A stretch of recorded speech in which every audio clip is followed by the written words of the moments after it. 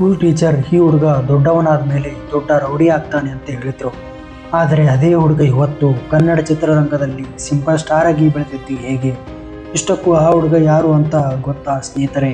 ಪ್ರತಿಯೊಬ್ಬ ಕಾಲೇಜು ಸ್ಟೂಡೆಂಟ್ಗಳು ಈಗಲೂ ಇಷ್ಟಪಡುವ ಮೂವಿಯಾದ ಕಿರಿಕ್ ಪಾರ್ಟಿಯ ನಟರಾದ ರಕ್ಷಿತ್ ಶೆಟ್ಟಿ ಅವರ ಜೀವನದ ಕಥೆ ಏನು?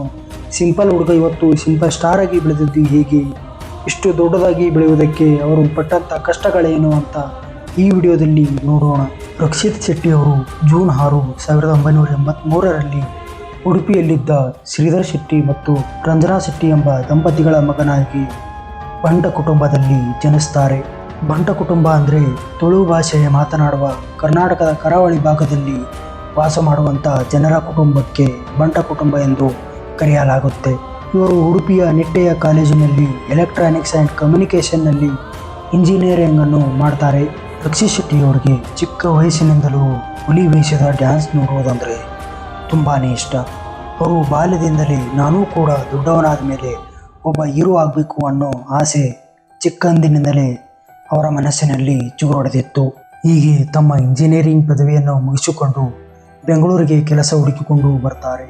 ಮುಂದೆ ಬೆಂಗಳೂರಿನಲ್ಲಿ ಕೆಲಸ ಹುಡುಕಿ ಒಂದು ಕಂಪನಿಯಲ್ಲಿ ಕೆಲಸಕ್ಕೆ ಸೇರಿಕೊಳ್ಳುತ್ತಾರೆ. ಒಳ್ಳೆಯ ಕೆಲಸ ಸಿಕ್ಕಿದ್ರೂ ಕೂಡ ಅವರ ಮನಸ್ಸಿನಲ್ಲಿ ಹೀರೋ ಆಗಬೇಕು ಅನ್ನೋ ಕನಸು ಬಹಳ ಗಾಢವಾಗಿ ಬೇರೂರಿತ್ತು.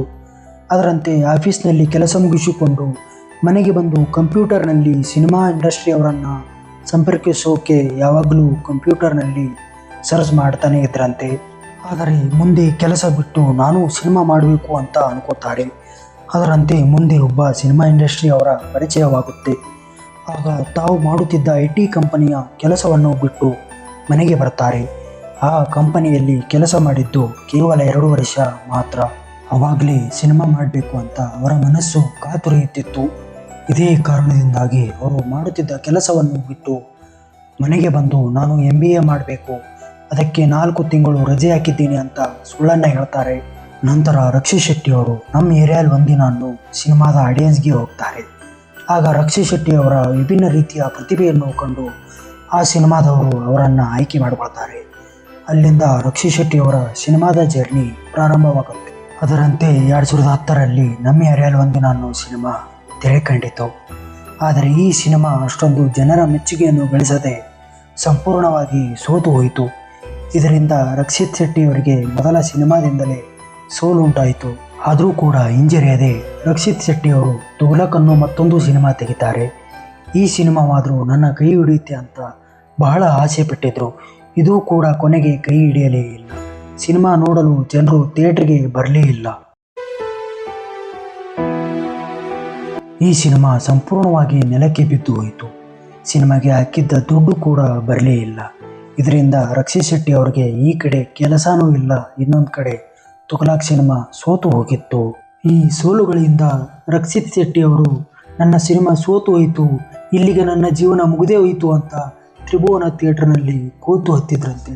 ಇಷ್ಟೆಲ್ಲ ನೋವುಗಳನ್ನು ಅನುಭವಿಸುತ್ತಿದ್ದ ರಕ್ಷಿತ್ ಶೆಟ್ಟಿ ಅವರಿಗೆ ಅದೃಷ್ಟ ಎಂಬಂತೆ ಒಂದು ದಿನ ನಿರ್ದೇಶಕ ಸುನಿಲ್ ರವರ ಪರಿಚಯವಾಗುತ್ತೆ.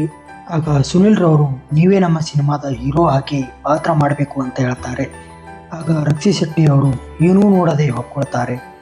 ಆ ಸಿನಿಮಾದ ಹೆಸರೇ ಸಿಂಪಲ್ ಆಗಿ ಒಂದು ಲವ್ ಸ್ಟೋರಿ ಅನ್ನೋದಾಗಿತ್ತು. ಆ ಸಿನಿಮಾದ ಸ್ಟೋರಿ ಕೂಡ ರಕ್ಷಿತ್ ಶೆಟ್ಟಿ ಅವರಿಗೆ ತುಂಬಾ ಇಷ್ಟ ಆಗಿತ್ತಂತೆ. ಆದರೆ ಆ ಸಿನಿಮಾ ಮಾಡಲು ಅಷ್ಟೊಂದು ಹಣ ಇರಲಿಲ್ವಂತೆ. ಆದರೂ ಕೂಡ ಕೇವಲ 30 ಲಕ್ಷದಷ್ಟು ಹಣದಲ್ಲಿ ಈ ಸಿನಿಮಾ ಮಾಡಬೇಕು ಅಂತ ನಿರ್ಧಾರ ಮಾಡ್ತಾರೆ. ಈ ಸಿನಿಮಾದ ಟ್ರೇಲರನ್ನು ಮುಂಚೆನೇ ಬಿಡುಗಡೆ ಮಾಡ್ತಾರೆ. ಬಿಡುಗಡೆ ಮಾಡ್ತಿದ್ದಂತೆ ಯೂಟ್ಯೂಬ್ನಲ್ಲಿ ಅಧಿಕ ವ್ಯೂಸ್ ಪಡೆದು ಒಂದು ಟ್ರೆಂಡನ್ನೇ ಸೃಷ್ಟಿ ಮಾಡಿತ್ತು. ಈ ಸಿನಿಮಾದ ಬೇಡಿಕೆ ಕಂಡು ಸಿನಿಮಾದ ಪ್ರೊಡ್ಯೂಸರ್ಸ್ಗಳು ನಾವು ಈ ಸಿನಿಮಾಗೆ ದುಡ್ಡನ್ನು ಹಾಕ್ತೀವಿ ಅಂತ ತಾವೇ ಮುಂದಾಗಿ ಬರ್ತಾರೆ. ನಂತರ ಆ ಸಿನಿಮಾ ತಯಾರಾಗಿ 2013ರಲ್ಲಿ ತೆರೆ ಕಂಡಿತು. ಆಗ ಆ ಸಿನಿಮಾ ಜನರ ಮೆಚ್ಚುಗೆಯನ್ನು ಗಳಿಸಿ ರಕ್ಷಿತ್ ಶೆಟ್ಟಿ ಅವರಿಗೆ ಒಂದೊಳ್ಳೆ ಹೆಸರನ್ನು ತಂದುಕೊಡುತ್ತೆ. ಇದಾದ ಮೇಲೆ ರಕ್ಷಿತ್ ಶೆಟ್ಟಿ ಅವರು ಹಿಂದೆ ತಿರುಗಿ ನೋಡಲೇ ಇಲ್ಲ. ಮುಂದೆ ಬಹುಪರಾಕ್, ವಾಸ್ತುಪ್ರಕಾರ, ರಿಕ್ಕಿ ಈ ರೀತಿಯ ಅತ್ಯುತ್ತಮವಾದ ಸಿನಿಮಾಗಳನ್ನು ನೀಡುತ್ತಾ ಬರ್ತಾರೆ. ಅದರಲ್ಲೂ 2017ರಲ್ಲಿ ತೆರೆ ಕಂಡ ಕಿರಿಕ್ ಪಾರ್ಟಿ ಸಿನಿಮಾವಂತೂ ಯಾವ ಮಟ್ಟಕ್ಕೆ ಸದ್ದು ಮಾಡಿತ್ತು ಅಂದರೆ ಪ್ರತಿಯೊಬ್ಬ ಕಾಲೇಜು ಸ್ಟೂಡೆಂಟ್ಗಳು ಒಂದು ಸಾರಿಯಾದರೂ ನೋಡಲೇಬೇಕನ್ನೋಷ್ಟು ಆ ಸಿನಿಮಾ ಸದ್ದು ಮಾಡಿತ್ತು. ಅಂದಿನಿಂದ ರಕ್ಷಿತ್ ಶೆಟ್ಟಿ ಅವರು ಒಬ್ಬ ಸ್ಟಾರ್ ನಟರಾಗಿ ಗುರುಸ್ಕೊಂಡ್ರು. ಆ ಸಿನಿಮಾದಿಂದ ರಶ್ಮಿಕಾ ಮಂದಣ್ಣವರು ಕೂಡ ಸಿನಿಮಾ ರಂಗದಲ್ಲಿ ಒಂದು ಹೆಸರನ್ನು ಪಡ್ಕೊಂಡು ಮುಂದೆ ಹಲವಾರು ಸಿನಿಮಾಗಳಲ್ಲಿ ನಟಿಯಾಗಿ ಪಾತ್ರ ಮಾಡೋಕ್ಕೆ ಕಾರಣವಾಯಿತು. ಹೀಗಿದ್ದಂಥ ರಕ್ಷಿ ಶೆಟ್ಟಿ ಮತ್ತು ರಶ್ಮಿಕಾ ಮಂದಣ್ಣ ಇಬ್ಬರೂ ಕೂಡ ಪ್ರೀತಿ ಮಾಡ್ತಿದ್ದಾರೆ ಅನ್ನೋ ಮಾತುಗಳು ಕೂಡ ಹರಿದಾಡುತ್ತೆ. ಅದರಂತೆ ಅವರಿಬ್ಬರೂ ಕೂಡ ಎಂಗೇಜ್ಮೆಂಟ್ ಸಹ ಆಗ್ತಾರೆ. ಆದರೆ ಕೆಲವು ವೈಯಕ್ತಿಕ ಕಾರಣಗಳಿಂದಾಗಿ ಇಬ್ಬರು ದೂರ ಆಗಿದ್ದು ಉಂಟು.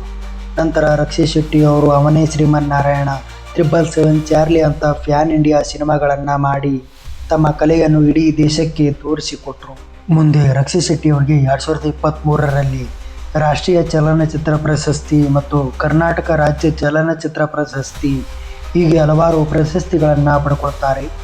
ಹೀಗೆ ರಕ್ಷಿ ಶೆಟ್ಟಿಯವರು ಮೊದಲು ಸಿನಿಮಾಗಳಲ್ಲಿ ಬರೀ ಸೋಲುಗಳನ್ನೇ ಅನುಭವಿಸಿ ಕೊನೆಗೆ ತನ್ನ ಪರಿಶ್ರಮ ಮತ್ತು ಹಠ ಬಿಡದೆ ಸಿಂಪಲ್ ಆಗಿ ಎಂಟ್ರಿ ಕೊಟ್ಟು ಇವತ್ತು ಸಿಂಪಲ್ ಸ್ಟಾರ್ ಆಗಿ ಬೆಳೆದು ನಿಂತಿದ್ದಾರೆ. ಇದಷ್ಟು ಕೂಡ ರಕ್ಷಿ ಶೆಟ್ಟಿಯವರ ಒಂದಷ್ಟು ಮಾಹಿತಿ. ಈ ಮಾಹಿತಿ ನಿಮಗೆ ಇಷ್ಟ ಆಗಿದೆ ಅಂತ ಅನ್ಕೋತೀನಿ. ಇದೇ ಥರದ ಹೆಚ್ಚಿನ ವಿಡಿಯೋಗಳಿಗಾಗಿ ನಮ್ಮ ಚಾನಲನ್ನು ಸಬ್ಸ್ಕ್ರೈಬ್ ಮಾಡಿ. ವಿಡಿಯೋ ಕೊನೆವರೆಗೂ ನೋಡೋದಕ್ಕಾಗಿ ಥ್ಯಾಂಕ್ ಯು.